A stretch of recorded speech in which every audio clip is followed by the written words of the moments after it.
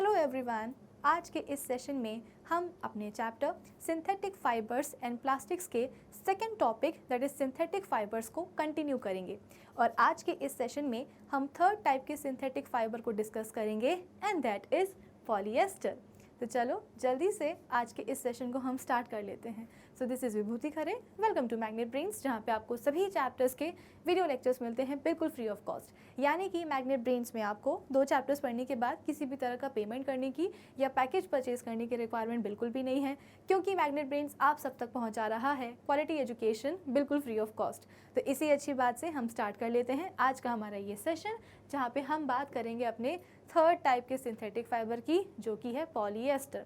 अब previous sessions में हमने बात करी है रेयॉन की और इसके बाद में हमने बात करी है नायलॉन की। रेयॉन के लिए हमने बोला था कि रेयॉन को हम आर्टिफिशियल सिल्क भी कहते हैं, या बोल सकते हो कि ये सिल्क का इमिटेशन होता है, यानी कि अपीयरेंस में, टेक्सचर में ये जो हमारा रेयॉन फाइबर है वो सिल्क फाइबर जैसा ही होता है। लेकिन अगर हम बात करेंगे इसके प्राइस की, तो रेयॉन सिल्क के कंपैरिजन में काफ़ी ज़्यादा सस्ता होता है, चीप होता है, जिसके कारण लोग जो है उसको आसानी से अफोर्ड कर सकते हैं। ठीक है, फिर इसके बाद में हुआ क्या, अगर देखा जाए तो अभी तक रेयॉन के पहले तक सिंथेटिक फाइबर्स का ही ट्रेंड चल रहा था, है ना। लोग सिंथेटिक फाइबर्स ही यूज़ करते थे, कॉटन फाइबर्स यूज़ करते थे, जूट के फाइबर यूज़ करते थे, क्वेर फाइबर्स यूज़ करते थे, वूल फाइबर्स यूज़ करते थे, अलग अलग टाइप के फैब्रिक और कपड़ों को बनाने के लिए।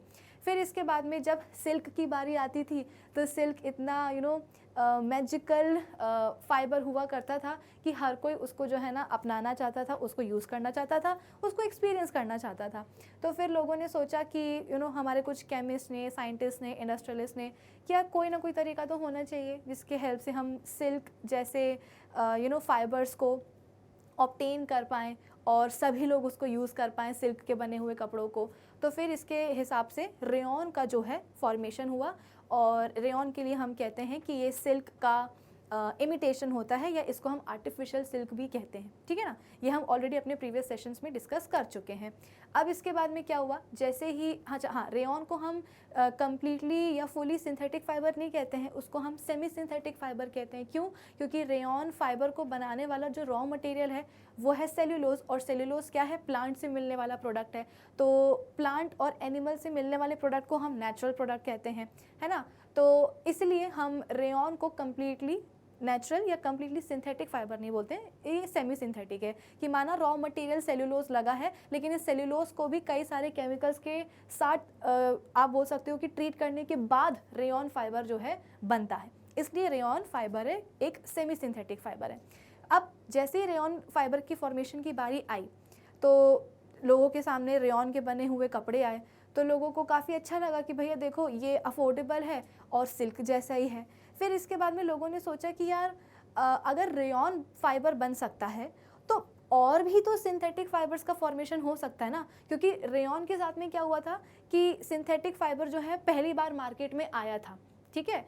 तो और रेयॉन फाइबर की जो सक्सेस रही तो उससे जो बाकी केमिस्ट थे वो भी जो है ना काफ़ी इंस्पायर हुए कि देखो मार्केट में पहली बार सिंथेटिक फाइबर आया और लोगों ने उसको बहुत पसंद किया, तो क्यों ना हम इसी तरीके के और कई सारे सिंथेटिक फाइबर्स जो है ना बनाते जाएं। तो इसी सीक्वेंस में, इसी सीरीज़ में आप बोल सकते हो कि नायलॉन आया।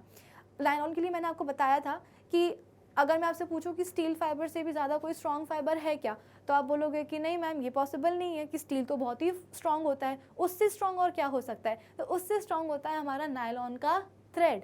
ठीक है, नायलॉन फाइबर के लिए हम बोलते हैं कि वो स्टील फाइबर से भी ज़्यादा स्ट्रॉन्ग होता है। कैसे होता है? नायलॉन हम बोल सकते हैं कि सबसे पहला कंप्लीटली या फुली सिंथेटिक फाइबर सामने निकल करके आया था या फॉर्म हुआ था। ठीक है, सबसे पहले लॉन्च न्यूयॉर्क और लंदन में हुआ था, इसी से नायलॉन का जो नाम है वो नायलॉन पड़ा।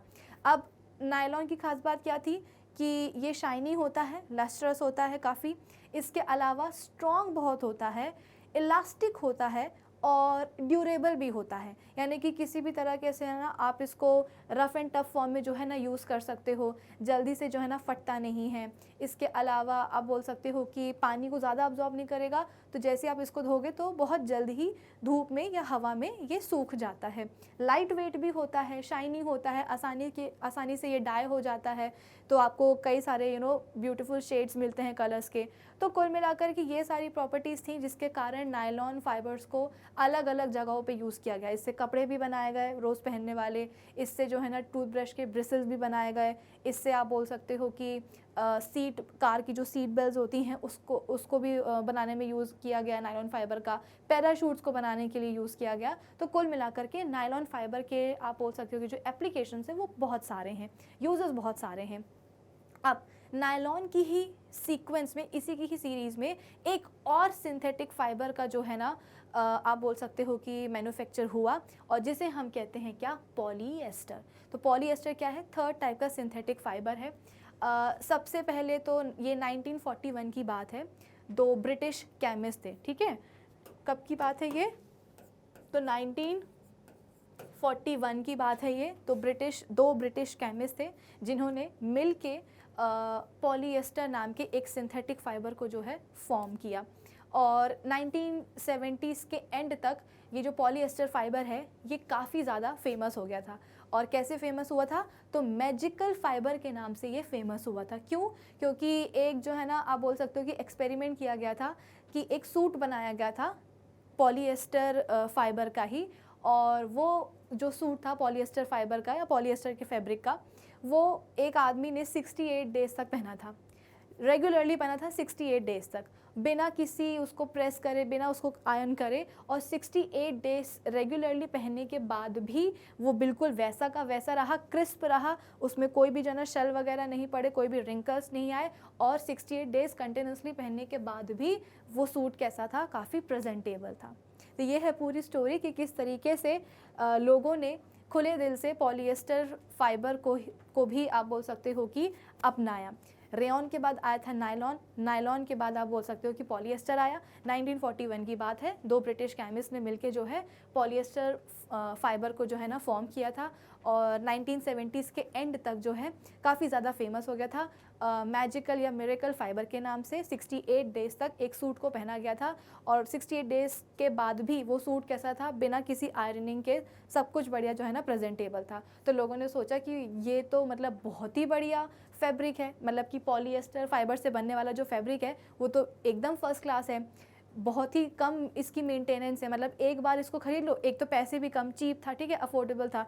इसके बाद में आप इसको ख़रीद लो एक बार तो लो मेंटेनेंस है, बहुत ज़्यादा मेहनत भी नहीं करनी पड़ेगी इसको मेंटेन करने के लिए, बिना जो है ना प्रेस करे, बिना इसको जो है ना आयरन करे, ये काफ़ी जो है ना अच्छा लंबा चलता है, प्रेजेंटेबल होता है। तो कुल मिलाकर के लोगों ने उसको खुले दिल से जो है एक्सेप्ट कर लिया। फिर इसके बाद में इसको जाना जाता था कैसे, तो चीप क्वालिटी नहीं, चीप आप बोल सकते हो कि उसकी प्राइस के उससे, और शाइनी होता था, काफ़ी लस्ट्रस होता था, और प्लास्टिक जैसा दिखता था। इसकी जो अपीयरेंस थी वो कैसी थी, प्लास्टिक जैसी थी। तो अगर आप लोगों ने पुराने ज़माने की कभी आप लोगों ने मूवीज़ देखी हो 70s और 80s के टाइम की, तो वहाँ पे जो हीरो हीरोइन होते थे वो कुछ बहुत ही प्लास्टिक अपीयरेंस वाले जो है ना कुछ कपड़े पहनते थे। तो वो किसके बने होते थे, वो पॉलीएस्टर के ही बने होते थे। ऐसा लगता था कि बिल्कुल प्लास्टिक के कपड़े पहने हैं। तो वो प्लास्टिक अपीयरेंस क्यों आती थी, क्योंकि वो पॉलीएस्टर फाइबर के बने होते थे कपड़े, फैब्रिक्स, ठीक है।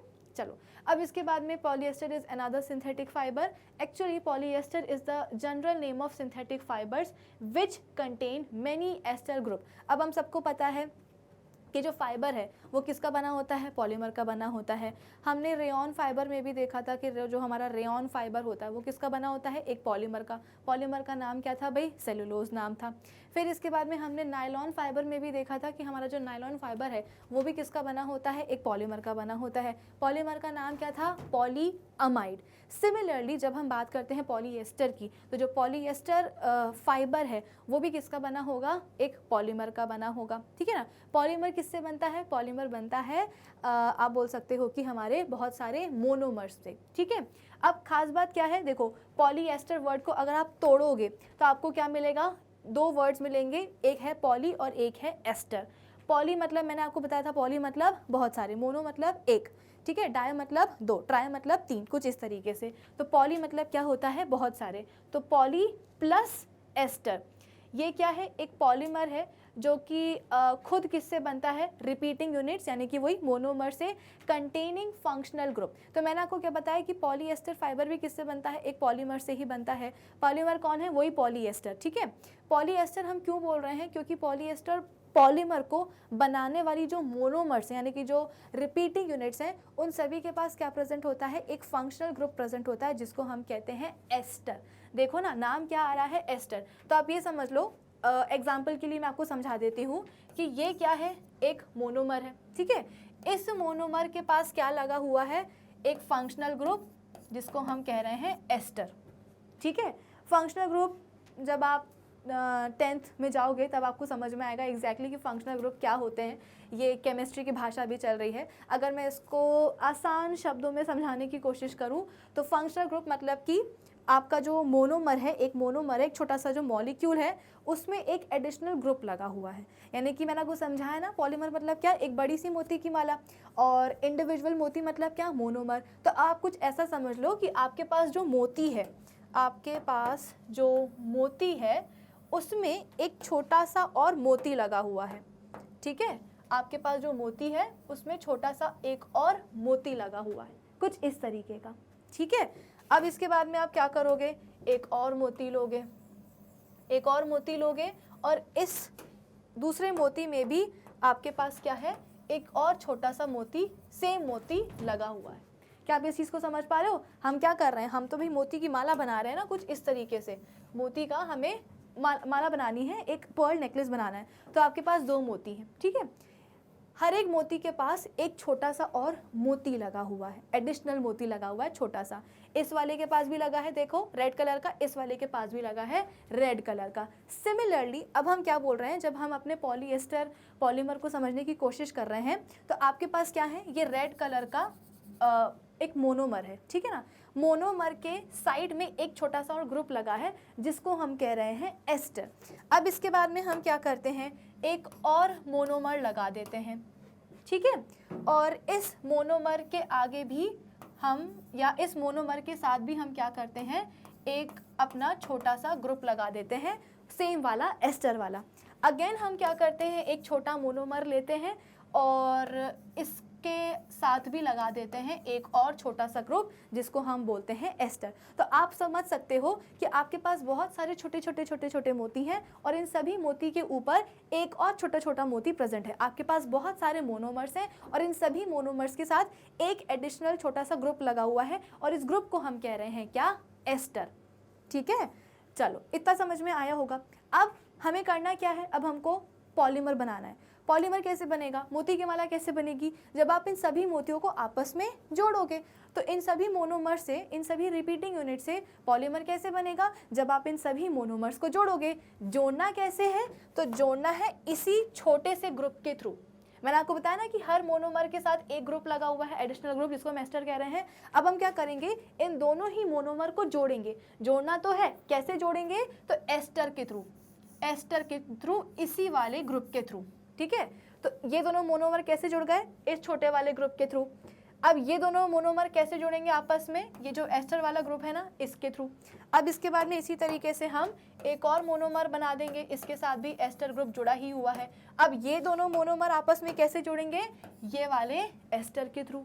तो मोनोमर्स जुड़े हुए हैं, हर एक मोनोमर के पास एक एडिशनल ग्रुप है जिसको हम एस्टर कह रहे हैं, और दो मोनोमर्स आपस में कैसे जुड़े हुए हैं, एस्टर ग्रुप के थ्रू। इतना समझ में आया होगा आप सभी को, ठीक है। तो यहाँ पे हमने कंक्लूजन क्या निकाला कि हमारा जो पॉलीएस्टर फाइबर है वो किसका बना है, पॉलीमर का बना है। पॉलीमर का नाम खुद क्या है, पॉलीएस्टर ही है, ठीक है। अब इस पॉलीमर को बनाने के लिए मोनोमर यानी कि जो रिपीटिंग यूनिट्स हैं उनके पास क्या है, फंक्शनल ग्रुप है, यानी कि एक एडिशनल ग्रुप है, और इसी फंक्शनल ग्रुप का नाम क्या है भाई, एस्टर है, ठीक है। Esters are the organic chemical substances which gives fruit their sweet smell. आपने देखा होगा कि जितने भी हमारे फल होते हैं, जितने भी हमारे फ्रूट्स होते हैं, उनके पास ना एक बहुत ही प्यारी सी स्मेल आती है, ठीक है। ये स्मेल क्यों आती है? क्योंकि फ्रूट्स के अंदर प्रेजेंट होता है यही एस्टर। तो इसीलिए बोला गया है कि ये एक ऑर्गेनिक केमिकल सब्सटेंस है, कंपाउंड है, जिसके कारण फ्रूट्स के पास क्या होती है, उनकी एक फ्रूटी स्मेल होती है, ठीक है। तो जब आप बड़े हो जाओगे, हाई क्लासेस में जाओगे, तो आप जब केमिस्ट्री लैब्स में जा पाओगे, तो जब आपको वहाँ पे एस्टर मिलेगा तो उसको थोड़ा सा स्मेल करके देखना, उसकी एक अलग सी फ्रूटी स्मेल आती है। तो हमको लगता है कि ऐसी स्मेल तो किसी फ्रूट से आती है, जबकि वो एस्टर ही रिस्पॉन्सिबल होता है फ्रूट्स के फ्रूटी स्मेल के लिए, उनकी स्पेसिफिक स्मेल्स के लिए, ठीक है। चलो, तो आपको ये समझ में आया, हमारे पास पॉलीएस्टर फाइबर है, किसका बना है? पॉलीमर, पॉलीएस्टर का ही बना है, ठीक है। पॉलीएस्टर पॉलीमर कैसे बना है? बहुत सारे रिपीटिंग यूनिट्स यानी कि मोनोमर से। मोनोमर्स के पास खास बात क्या है कि उनके पास एक एडिशनल फंक्शनल ग्रुप है जिसको हम कह रहे हैं एस्टर। तो दो मोनोमर्स आपस में कैसे जुड़े हुए हैं? एस्टर ग्रुप के थ्रू। अगेन दो मोनोमर्स कैसे जुड़े हुए हैं? एस्टर ग्रुप के थ्रू, ठीक है। इतना समझ में आया होगा। चलो, अब हम आगे बढ़ जाते हैं। टेरेलिन इज़ अ पॉपुलर, अच्छा ये नेम होगा, ठीक है। बेसिकली यहाँ पे आप बोल रहे हो कि टेरेलिन जो है एक पॉपुलर पॉलीएस्टर फाइबर है। द केमिकल कंपाउंड्स और monomers used in making polyester fibres are made from petroleum products called petrochemicals. जो हमने नायलॉन के बारे में बात करी थी, वही हम बात कर रहे हैं किसके बारे में? पॉलीएस्टर के बारे में। मैंने आपको बताया था कि हमारा जो आप बोल सकते हो कि नायलॉन होता है, वो किसका बना होता है? फाइबर उसका, पॉलीमर का, उसका नाम क्या है? पॉलीअमाइड है। पॉलीअमाइड खुद किस मोनोमर से बना होता है? अमाइड का बना होता है। ये अमाइड बेसिकली मोनोमर्स कैसे बनाए जाते हैं? तो पेट्रोलियम प्रोडक्ट्स है, जिनको हम पेट्रोकेमिकल्स कहते हैं, कोल, वाटर, एयर, उन सब से। तो सिमिलरली यहाँ पे भी यही बोला जा रहा है कि पॉलीएस्टर को बनाने वाले पॉलीएस्टर फाइबर्स को बनाने वाले जो पॉलीमर होते हैं, उन पॉलीमर की जो मोनोमर्स होते हैं वो किससे बनाई जाती हैं? तो पेट्रोलियम प्रोडक्ट्स कॉल्ड पेट्रोकेमिकल्स। तो आप इसका सीक्वेंस कुछ ऐसे देख सकते हो कि आपके पास क्या है? पेट्रोकेमिकल्स है, ठीक है। आपके पास क्या है? पेट्रोकेमिकल्स है। इन पेट्रोकेमिकल से क्या बन गए? मोनोमर्स बन गए। इन मोनोमर्स के साथ क्या जुड़ा हुआ है? एस्टर ग्रुप जुड़ा हुआ है। तो यहाँ पे हम एस्टर ग्रुप भी जोड़ देते हैं, ठीक है। और इन मोनोमर से क्या बन गया? पॉलीमर बन गया, पॉलीमर बन गया, ठीक है। अब ये जो पॉलीमर बना है, इसमें बहुत सारे एस्टर हुए कि नहीं? मैंने आपको अभी क्या समझाया था? अभी मैंने आपको ये बताया था ना कि आपके पास ये एक मोनोमर, ये दूसरा, ये तीसरा, ये फोर्थ, और ये सभी आपस में कैसे जुड़े हुए हैं? एस्टर ग्रुप के थ्रू जुड़े हुए हैं, है ना। तो आपस में जुड़ तो गए ये सभी मोनोमर्स, और जुड़ के क्या बना लिया? एक लंबी चेन बना ली मोनोमर्स की, एक ग्रुप बना लिया मोनोमर्स का, और मोनोमर्स के इसी ग्रुप को हम पॉलीमर कहते हैं। तो आपके पास जो पॉलीमर निकल के आया है, उसमें बहुत सारे आपके पास एस्टर ग्रुप होंगे कि नहीं होंगे? तो इसीलिए नाम क्या पड़ गया पॉलीमर का? पॉलीएस्टर। क्या पड़ गया? पॉलीएस्टर। समझ में आ गया? पेट्रोकेमिकल से बन गए मोनोमर्स, मोनोमर्स के पास, सभी मोनोमर्स के पास, रिपीटिंग यूनिट्स के पास एस्टर ग्रुप थे। ये सभी मोनोमर्स आपस में एस्टर ग्रुप के ही थ्रू क्या हुए? कनेक्ट हुए, ज्वाइन हुए, और इनके कनेक्शन से क्या बन गया? लंबी लंबी चेन्स बन गई, मॉलिक्यूल्स बन गए, यानी कि पॉलीमर बन गया। अब इस पॉलीमर के पास बहुत सारे एस्टर के ग्रुप थे, इसीलिए इस पॉलीमर का नाम पड़ गया पॉलीएस्टर।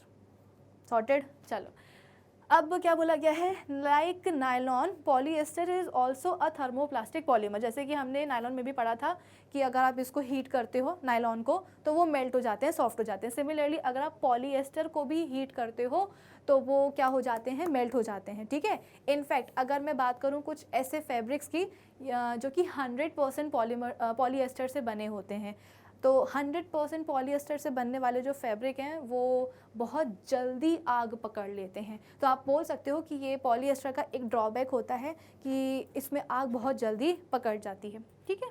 चलो, अब नेक्स्ट चीज़ क्या है हमारे पास? When molten polyester is forced through the tiny holes of a spinneret, then thin polyester fibres या पॉलीएस्टर थ्रेड्स आर फॉर्म्ड। वही वाली बात है जो कि हम अभी तक पूरी जैसी प्रोसेस हम पढ़ते आ रहे हैं। हमने क्या देखा था कि आपके पास पॉलीमर बन जाता है, पॉलीमर को जो है ना आप किसी केमिकल या किसी सॉल्वेंट के साथ जो है आप ट्रीट करते हो, तो आपके पास पॉलीमर आ जाता है जो कि किसी केमिकल से ट्रीट हो चुका है। अब इस पॉलीमर को आप क्या करते हो? आपके पास एक मेटेलिक सिलेंडर होता है जिसके बेस में काफ़ी सारे छोटे छोटे से होल्स होते हैं। तो आप क्या करोगे? इस केमिकली ट्रीटेड पॉलीमर को, लिक्विड को आप इस सिलेंडर से जो है पास कराओगे काफ़ी हाई फोर्स और प्रेशर पे, तो लिक्विड जो होगा वो इन टाइनी होल्स के थ्रू जो है बाहर निकलेगा। बाहर तो निकलेगा लेकिन कैसे, फिलामेंट्स के फॉर्म में। अब इन फिलामेंट्स को फिर से जो है ना किसी सॉल्वेंट या किसी केमिकल के साथ जो है ट्रीट करवाया जाता है, और ट्रीटमेंट से फाइनली क्या निकल के आते हैं, पॉलीएस्टर के फाइबर्स निकल के आते हैं। फिर इसके बाद में इन फाइबर्स को जो है ना स्ट्रेच किया जाता है, वॉश किया जाता है, क्योंकि केमिकल्स लगे हुए हैं। वॉश करने के बाद केमिकल्स हट जाते हैं, फिर इसके बाद उनको सुखाया जाता है, फिर जो भी डिज़ायर्ड शेप वगैरह जो है वो सब डाल दिया जाता है, ठीक है ना। जितने भी थिकनेस का फाइबर चाहिए, जितनी लेंथ का फाइबर चाहिए है, ये सब हम कब करते हैं, एक बार ये फिलामेंट्स निकल करके आ गए, इन फिलामेंट्स को हम केमिकल्स के साथ ट्रीट करते हैं तो पॉलीएस्टर के फाइबर्स आ गए। अब इन पॉलीएस्टर के फाइबर्स को स्ट्रेच किया जाता है कि कितनी लेंथ चाहिए है, कितना डायमीटर चाहिए है, फिर वॉश किया जाता है, वॉश करने के बाद सुखाया जाता है और फिर मार्केट में भेज दिया जाता है, या आप बोल सकते हो कि वीविंग वगैरह से जो है ना फैब्रिक्स वगैरह बनवा दिए जाते हैं। अब the polyester yarn can be woven to make fabrics, वही वाली बात है, एक बार आपके पास पॉलीएस्टर का फाइबर आ गया, अब उससे फैब्रिक बनाना आसान होता है। Most of the properties of polyester fibres like terylene, जैसे कि मैंने आपको बताया था कि सबसे ज़्यादा फेमस जो पॉलीएस्टर फाइबर है वो कौन सा है, टेरिलीन है। तो जो पॉलीएस्टर फाइबर्स जो होते हैं उनकी जो प्रॉपर्टीज़ हैं लाइक टेरिलीन, वो किससे सिमिलर होती हैं, नायलॉन के जैसी ही होती है। मैंने आपको बताया ना कि जिस तरीके से लोगों ने रेयॉन को, नायलॉन को खुले दिल से एक्सेप्ट किया था, तो इसके बाद में जो हमारे केमिस्ट वगैरह थे तो उन लोगों को लगा कि भाई जब लोग इसको एक्सेप्ट कर रहे हैं तो वैसे ही हम कुछ और सिंथेटिक फाइबर बना करके रख देते हैं, लोग उसको भी जो है ना पसंद करेंगे, ठीक है। तो पॉलीएस्टर फाइबर्स की जो प्रॉपर्टीज़ हैं वो कई हद तक नायलॉन फाइबर से मिलती जुलती हैं। Polyester use fibres are however stronger than nylon fibres. अब आप इस लाइन को जो है अंडरलाइन कर सकते हो कि हमारे जो पॉलीएस्टर फाइबर्स जो होते हैं वो नायलॉन फाइबर से भी स्ट्रॉन्ग होते हैं। भाई जब आप किसी और चीज़ को सिंथेसाइज करते हो, जैसे कि आपने रेयॉन सिंथेसाइज किया है ना, नायलॉन सिंथेसाइज किया, अब जब बारी आएगी पॉलीएस्टर को सिंथेसाइज करने की या किसी दूसरे फाइबर को सिंथेसाइज करने की, तो हमारा टारगेट क्या होगा कि पहला जो फाइबर आया था, इससे पहला जो फाइबर आया था उसमें जो ड्रॉबैक्स थे उन ड्रॉबैक्स को दूर करते हुए हम कोई नया फाइबर सिंथेसाइज करें। क्या बोला मैंने कि नायलॉन आ गया, ठीक है ना। नायलॉन के आने के बाद जब हमारे केमिस्ट या जब हमारे रिसर्चर्स वगैरह कोई जब नया फाइबर सिंथेसाइज कर रहे थे तो उनके दिमाग में यही चीज़ थी कि अब हम जो नया फाइबर बनाएंगे वो कैसा होना चाहिए, जो पुराना वाला फाइबर है ना उसके ड्रॉबैक्स को दूर करने वाला फाइबर होना चाहिए। यानी कि वो सारी प्रॉपर्टीज़ जो कि नायलॉन में नहीं थी, तो रिसर्चर्स ने क्या कोशिश करी कि अब हम जो नया वाला फाइबर बनाएंगे ना वो सारी प्रॉपर्टीज़ जो कि नायलॉन में नहीं थी वो सारी प्रॉपर्टीज़ कहाँ आ जाएँ, एटलीस्ट पॉलीएस्टर में आ जाएँ। जिससे क्या होगा कि क्योंकि लोगों की डिमांड तो कभी जो है ना कम नहीं होगी, वो तो बढ़ती ही जाएगी कि हमको ऐसा भी चाहिए, ऐसा भी चाहिए। भले ही जो है ना हम सिल्क नहीं ले पा रहे हैं, लेकिन अब सिल्क का जो लुक अलाइक है, जो उसका इमिटेशन है रेयॉन, अब हम वो लेंगे। अब रेयॉन आ गया है तो हमको इससे भी स्ट्रॉन्ग नायलॉन चाहिए। अब अगर नायलॉन आ गया है तो उससे भी स्ट्रॉन्ग हमें क्या चाहिए है, पॉलीएस्टर चाहिए है, ठीक है, कुछ इस तरीके से। तो पॉलीएस्टर के लिए हम बोलते हैं कि नायलॉन फाइबर से भी ज़्यादा स्ट्रॉन्ग होते हैं इसके फाइबर्स, और नायलॉन फाइबर से ज़्यादा सॉफ्ट भी होते हैं, यानी कि मजबूत हैं। सॉफ्ट तो हैं पॉलीएस्टर के फाइबर्स नायलॉन के फाइबर से, लेकिन एट द सेम टाइम उसके फाइबर से ज़्यादा स्ट्रॉन्ग भी हैं। तो since polyester fabric is strong, wrinkle resistant, जैसे कि मैंने आपको बताया था कि 68 डेज तक जो है ना एक आदमी ने एक सूट पहना था पॉलीएस्टर का बना, और लगातार कंटिन्यूसली जो है 68 डेज तक पहना था, लेकिन फिर भी 68 डेज़ के बाद भी बिना आयरनिंग के भी वो सूट कैसा था, प्रेजेंटेबल था, उसमें कहीं भी शेल वगैरह कोई भी रिंकल्स वगैरह नहीं पड़े थे। फिर इसके बाद में ईजी टू वॉश और ड्राई, पॉलीएस्टर फैब्रिक के लिए हम कहते हैं कि ये पानी बिल्कुल भी अब्जॉर्ब नहीं करता है। तो अगर गंदा हो गया, आपने उसको धो दिया, और धोने के बाद भले आप इसको धूप में भी ना डालो, बस घर के अंदर हवा में डाल दो, तो हवा में रहते हुए ही ये सूख जाता है। क्यों सूख जाता है? क्योंकि इसके अंदर ज़्यादा पानी जाता ही नहीं है, ये पानी को अब्जॉर्ब करता ही नहीं है। जैसे कि हमारे कॉटन फैब्रिक जो होते हैं ना, कॉटन के कपड़े जो होते हैं, उन पे ज़रा सा पानी पड़ जाता है, एक ड्रॉप पानी भी पड़ा तो वो इतने सारे पैच में जो है फैल जाता है। क्यों? क्योंकि कॉटन के जो हमारे कपड़े होते हैं, फैब्रिक्स होते हैं, वो बहुत ज़्यादा पानी अब्जॉर्ब करते हैं। लेकिन अगर हम बात करेंगे अपने पॉलीएस्टर के फाइबर्स के बने हुए फैब्रिक्स की, तो ये पानी बिल्कुल भी अब्जॉर्ब नहीं करते हैं। तो अगर आप इनको धोगे भी तो पानी ऊपर ही ऊपर रहता है, अंदर जाता ही नहीं है। अंदर नहीं जाएगा तो क्या होगा, सूखने में टाइम कम लगेगा। फिर इसके बाद में हम बोलते हैं कि मौत वगैरह से जो है ना ज़्यादा ये अफेक्ट होते नहीं हैं। जैसे कि मैंने आपको बताया था कि हमारा जो सिंथेटिक वाले जो हमारे नेचुरल वाले फाइबर्स होते हैं उनसे बने जो फैब्रिक्स होते हैं, चाहे वो सिल्क हो, चंदेरी हो, कॉटन हो, उन सब में जो है ना कीड़े आसानी से लग जाते हैं। लेकिन हमारे जो सिंथेटिक फाइबर्स हैं, मैंने आपको बोला ना कि बेसिकली यहाँ पे हो क्या रहा है, यहाँ पे आपको एक प्रोग्रेस दिखती जा रही होगी। शुरुआत में आपके पास सिर्फ और सिर्फ नेचुरल वाले फाइबर्स थे, उनसे बने हुए फैब्रिक्स थे। फिर इसके बाद में जब रेयॉन आया, ठीक है, तो रेयॉन में आपको एक प्रोग्रेस दिखाई दी होगी कि रेयॉन अब हमारे पास, हमने उसको कुछ इस तरीके से सिंथेसाइज किया है कि जो भी हम क्वालिटीज़ चाहते थे, जो भी हम कैरेक्टरिस्टिक्स चाहते थे, वो सब हमारे पास एक फाइबर में आ गई हैं। वो सस्ता भी है, उसकी क्वालिटी भी अच्छी है, अपीयरेंस भी उसकी अच्छी है, सब कुछ अच्छा है। फिर रेयॉन के बाद जब नायलॉन आया तो उसमें आपको और थोड़ी सी प्रोग्रेस दिखी होगी कि नायलॉन जो है और बेटर है किससे, रेयॉन से। फिर इसके बाद में जब पॉलीएस्टर आया तो पॉलीएस्टर में भी आपको एक ग्रोथ, एक प्रोग्रेस दिखी होगी। तो पॉलीएस्टर जो है हमारा नायलॉन से भी बेटर है, बेटरमेंट, एक प्रोग्रेस आपको दिखती जा रही होगी। उसी प्रोग्रेस की यहाँ पे बात हो रही है कि मौत वगैरह हो गए, केमिकल्स वगैरह हो गए, इन सब से कोई असर नहीं पड़ता है पॉलीएस्टर के बने फैब्रिक को। And has high abrasion resistance, यानी कि आप कितना भी उसको जो है ना रगड़ वगड़ लो, कुछ नहीं होता है, बिल्कुल भी फटते नहीं है। It is quite suitable for making dress materials, जो ड्रेस मटेरियल्स होती हैं उनको बनाने के लिए काफ़ी सूटेबल है। This is why we see many people around us wearing polyester shirts and other dresses. इसीलिए हम लोग जो है ना, हम लोग को कई लोग ऐसे दिखाई देते हैं जो कि पॉलीएस्टर से बने हुए कपड़े पहनेंगे, ड्रेस मटेरियल्स जो है ना पहनेंगे। घरों में जो हम आपने देखा होगा कि जो आपके पापा होते हैं वो जो शर्ट पहनते हैं, जो पैंट पहनते हैं, वो किसकी बनी होती है, अधिकतर पॉलीएस्टर की ही बनी होती है, ठीक है।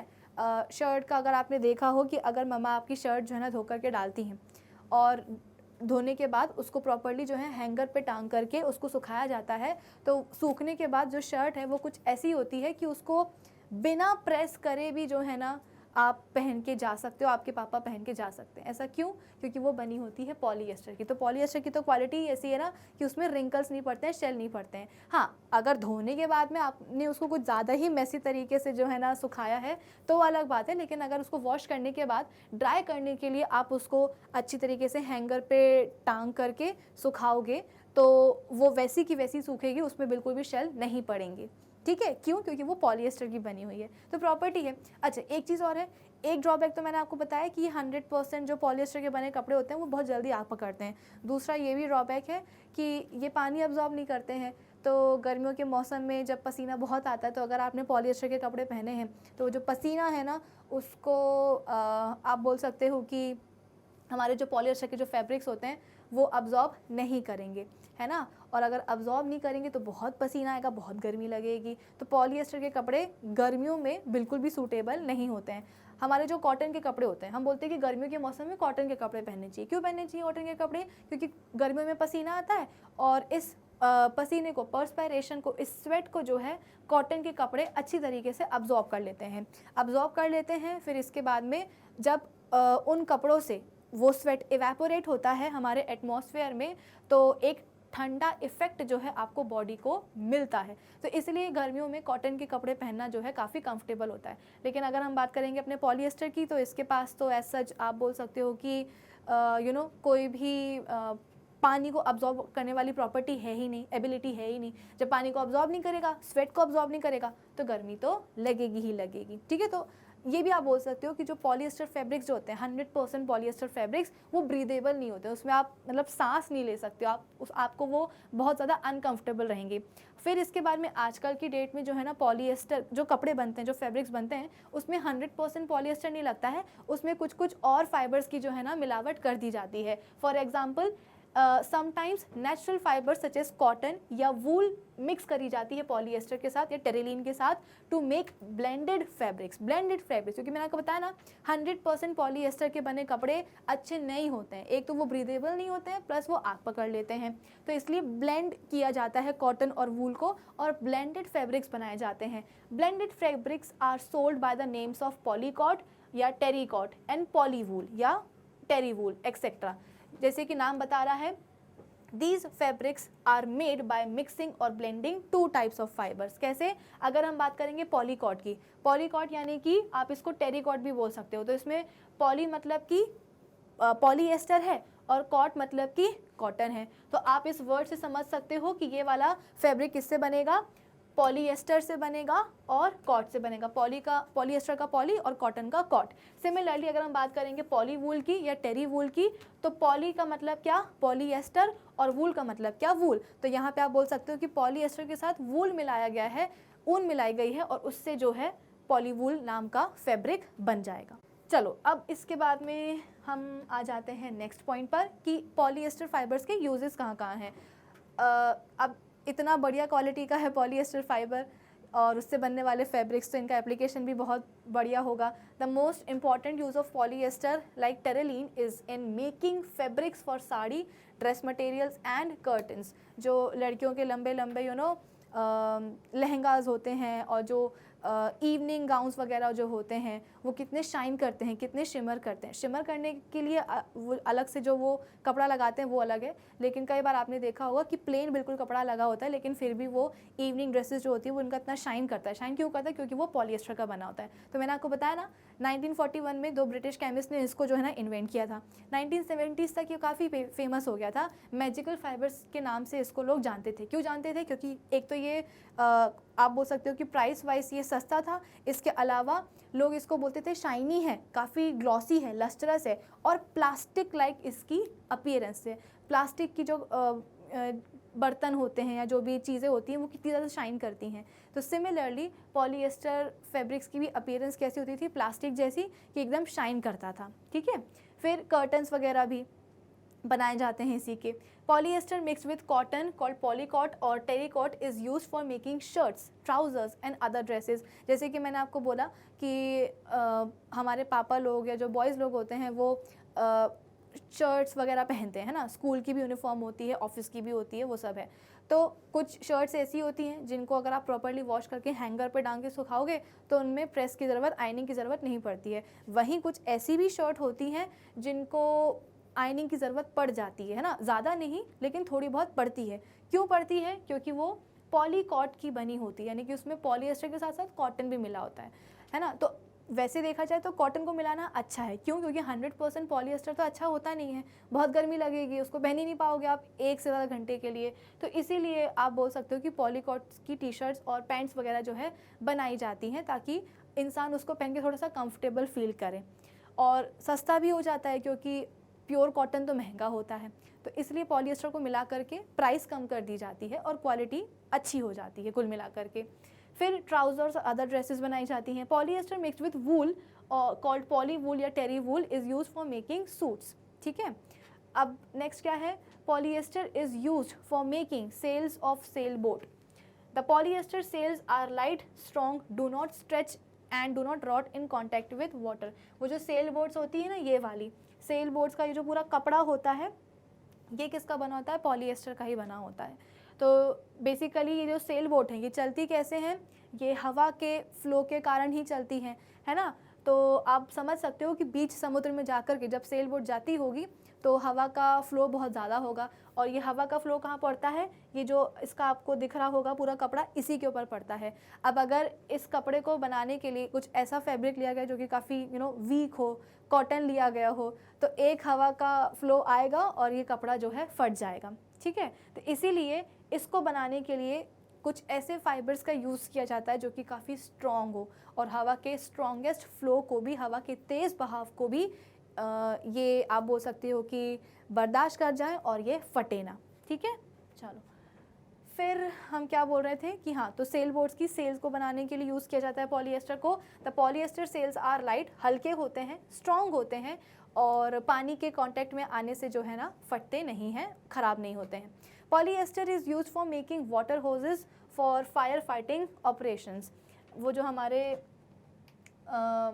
फायर फाइटर्स होते हैं ना जो कि आग बुझाने के लिए आते हैं, तो आपने देखा होगा कि उनकी जो पाइप्स वगैरह जो होते हैं, पानी के पाइप जिनसे वो पानी फेंकते हैं, तो वो काफ़ी मोटे होते हैं। वो किसके बने होते हैं, वो बने होते हैं इसी पॉलीएस्टर के, पॉलीएस्टर फाइबर के। क्यों, क्योंकि बेसिकली जब आग बुझाने का काम होता है ना तो उसके लिए पानी का जो प्रेशर है वो बहुत तेज़ चाहिए होता है, और इतने तेज़ प्रेशर को बर्दाश्त करने के लिए पाइप कैसा होना चाहिए, काफ़ी स्ट्रॉन्ग होना चाहिए। और अगर पाइप को हमें स्ट्रॉन्ग करना है तो पाइप को बनाने वाला जो मटेरियल है उसको भी काफ़ी स्ट्रॉन्ग होना चाहिए। तो पॉलिएस्टर से स्ट्रॉन्ग और क्या हो सकता है, क्योंकि हमने देखा था कि स्टील फाइबर से भी स्ट्रॉन्ग क्या होता है, नायलॉन का फाइबर होता है, और नायलॉन फाइबर से भी स्ट्रॉन्ग बोल रहे हैं कौन है, हमारा पॉलिएस्टर फाइबर है। तो इसीलिए हॉजेस वगैरह को, वाटर हॉजेस वगैरह को पॉलिएस्टर से बनाया जाता है ताकि तेज़ प्रेशर जो होता है पानी का वो बर्दाश्त कर पाएँ। Polyester is use for making conveyor belts. From the above discussion we conclude that synthetic fibres have become very popular. अब इतने सारे उसके एप्लीकेशन है तो समझ में आ ही रहा है, यानी कि कपड़े से लेकर के वाटर हॉजेस तक सब में जो है ना पॉलिएस्टर कोई फाइबर यूज़ हो रहा है। इसका मतलब क्या कि काफ़ी फेमस है वो। The synthetic fibres have become very popular because they are strong, elastic and have low water absorption. Synthetic fibres की एक पॉइंट ये भी है पॉलिएस्टर वगैरह की कि ये बहुत हल्के होते हैं, है ना, भारी नहीं होते हैं, और लॉन्ग लास्टिंग होते हैं, और एक्सट्रीमली फाइन होते हैं ये।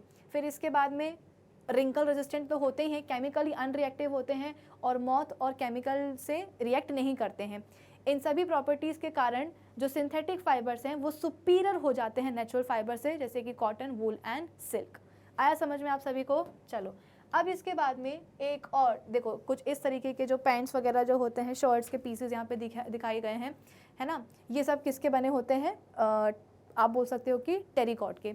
और यहाँ पे टेरी वूल यानी कि कॉटन, टेरिलीन यानी कि पॉलिएस्टर प्लस वूल के बने यहाँ पे कुछ आपको सूट के पीसेस दिखाई दे रहे हैं, जो हमारे पापा लोग पहनते हैं ना वेडिंग फंक्शंस के टाइम पे। तो वो जो सूट के कपड़े होते हैं, वो सूट के कपड़े किसके बने होते हैं? वो टेरी वूल के ही बने होते हैं। ठीक है, आया आपको बात समझ में? चलो अब हम आ जाते हैं PET पे। अब PET क्या होता है भाई? PET is a very familiar form of polyester. Polyester का ही एक फॉर्म है जिसको हम कहते हैं क्या? PET। बेसिकली ये एब्रीवेशन होता है किसका? तो सिंथेटिक पॉलीमर का, और उस सिंथेटिक पॉलीमर का नाम क्या है?